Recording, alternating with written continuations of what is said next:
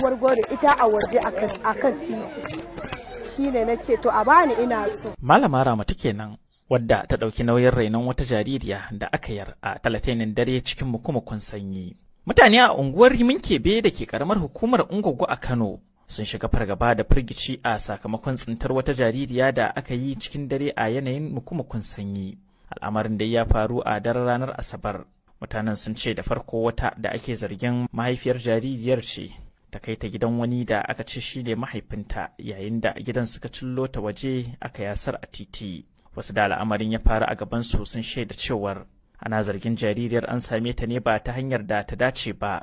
Hakan ya sa mutane biyun ke neman kai da ita. Jiya da dare a wannan unguwa na dawo misalin karfe 10 da wani abu na dare. Na yi fakin sai na ga taro na jama'a sai nake tambaya me yake faruwa.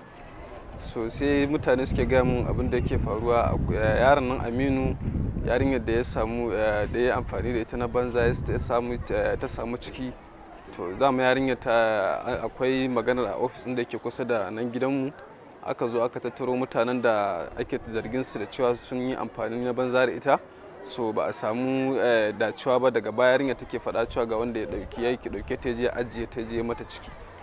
To hasali yarinya ta haihu, aka zo aka kawo case office din da yake kusa da unguwarmu, aka yi case din, daga baya sai aka dauka aka kai zuwa Hizba. Da aka je Hizba kuma aka zauna aka yi rubutu a mazaunin iyayenta za su dauki ɗawainiyar wannan yarinya da ɗan sai wa ciki. Hasali daga baya kuma suka janye hannunsu daga cikin abu. So a jiya da dare kuma yarinyar sai ta ɗauko yar ta zo ta ajiye a gidansu, da ta ɗauko su kuma suka ɗauki yarinyar suka jefo ta waje.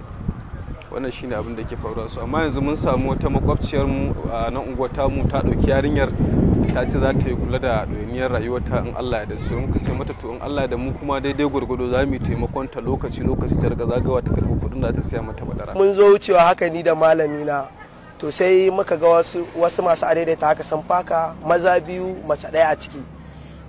Suka samu wani yaro suka ce mai kai da Allah kai yaron nan gidan. Sai ya ansa, yana zuwa kawai to mun zo hucewa haka mun dan tsaya zamu anshi caji a wajen Uzairu, wani mai Uzairu ne mai caji a wajen.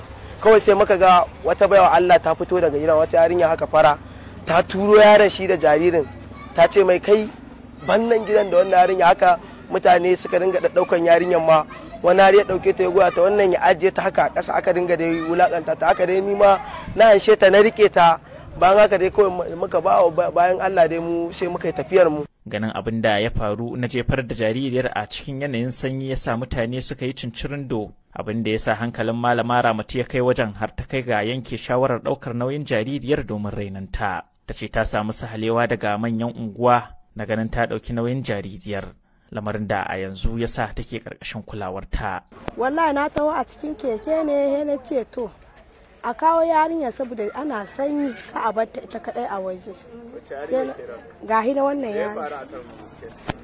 To ni ne ban san abin da ya faru ba, ni da na ga su dai a hannun maza, aka ce an ga yarinyan a wani gida an wargore ita a waje akan titi. Shine na ce to a bani ina so. Wallahi na siya mata maganin har da madara. Mutane a unguwar sun ce suna sane da abin da ya faru tun kafin a haife jaririyar, sai dai hakan ya zo da mamaki ganin yadda aka jefar da ita a titi kuma a cikin dare. Sau da yawa akan samu yadda wasu ke jefar da jarirai musamman na gaba da Fatiha.